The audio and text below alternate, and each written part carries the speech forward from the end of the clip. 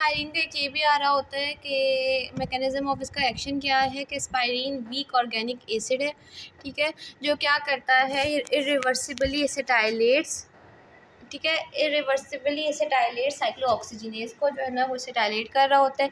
एस्पायरिन जो है ना डीएसाइलेटेड हो जाता है एस्टरेज इन द बॉडी, ठीक है, एस्टरेज होते हैं उसको फ़ौरन वो डीएसिटाइलेज कर देते हैं और जो है which has anti inflammatory antibiotic analgesic affect, ठीक। और इसका बारे में होता है कि एस्पायरिन किस किस लिए ये यूज़ हो रही होती है, तो एस्पायरिन के थेरेपेटिक इफेक्ट्स में आ जाता है कि ये आपको दर्द होती है जॉइंट्स के तक मायरलगिया, ठीक है, सॉरी एरेथ्रल्गिया, जॉइंट्स के दर्द, मायरलगिया पेन, मसल एक होती है उसकी वजह से, हेडेक के लिए, ऑस्टियोआर्थराइटिस के लिए, रोमेटिक फ़ीवर के लिए और गाउट के ट्रीटमेंट के लिए एस्पायरिन यूज़ कर रहे होते हैं। उसके बाद हम लोग आते हैं एसिटामिनोफेन की तरफ, ठीक है। एसिटामिनोफेन जो है वो उन्होंने कहा है only non anti inflammatory analgesic है, ठीक है। और फिनएसिटिन ये टॉक्सिक प्रो ड्रग है जो कि मेटाबोलाइज होता है एसिटामिनोफेन में। फिनएसिटिन से जो ना एसिटामिनोफेन बनती है। मैकेनिज़्म ऑफ एक्शन क्या है कि ये COX-1 और COX-2 इनहिबिटर है, ठीक है, लेकिन इसका जो है lack of anti inflammatory effects, ठीक है, इसका जो है एंटी इन्फ्लेमेटरी और एंटी प्लेटलेट इफेक्ट नहीं होता है, ठीक है।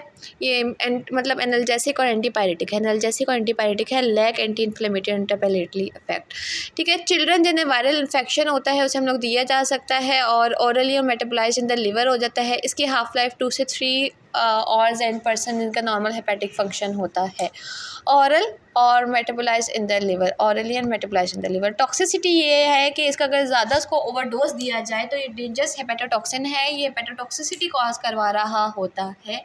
इसका जो एंटीडोट है वो एसिटाइलिन सिस्टीन है, एसिटाइल सिस्टीन है जो सल्फा हाइड्राइल डोनर है और ये ओवरडोज में जो है इम्पॉर्टेंट होता है, ठीक है। अब इसके स्लाइड से हम लोग करते हैं, ठीक। एंटीबायोटिक ये हो गया एसिटामिन के, ठीक है। इसका क्या है कि एस्पायरिन की निस्बत इसका कोई एंटी प्लेटलेट एक्शन नहीं होता, ये राय सिंड्रोम भी नहीं कॉज करता, इसकी यूरिक एसिड पे भी कोई इफेक्ट नहीं होता, जबकि उसका एस्पायरिन का यूरिक एसिड के साथ अफेक्ट होता है। मोस्टली जब आप उन केसेस को जो है ना साइनर्जिम किसी और उसके साथ दिए जाए, मेडिसिन के साथ दिया जाए। और ब्रोंकोस्पेटिक भी नहीं होती, एनसेड ब्रोंकोस्पेटिक होती है, वो एलर्जी कॉज करवा रही होती है, ब्रोंको कंस्ट्रिक्शन कॉज करवा रही होती है, क्योंकि एस्पायरिन जो है वो नॉन सेलेक्टिव इनहिबिटर है जिसकी वजह से ल्यूकोट्राइन की प्रोडक्शन इंक्रीज होती है। We have discuss this before. अब क्या होता है, हेपेटोटॉक्सिसिटी किस तरह कॉज करवा रही होती है, एसिटामिनोफेन जो है ना वो लिवर में मेटाबोलाइज होती है, ठीक है, लिवर में मेटाबोलाइज होती है ग्लूकोनॉल ट्रांसफराइज, ग्लूकोरोनाइल ट्रांसफेरेज से ये मेटाबोलाइज होती है और ये इनएक्टिवेट जो है ना इनएक्टिव कंजुगेट बना रही होती है, ठीक है।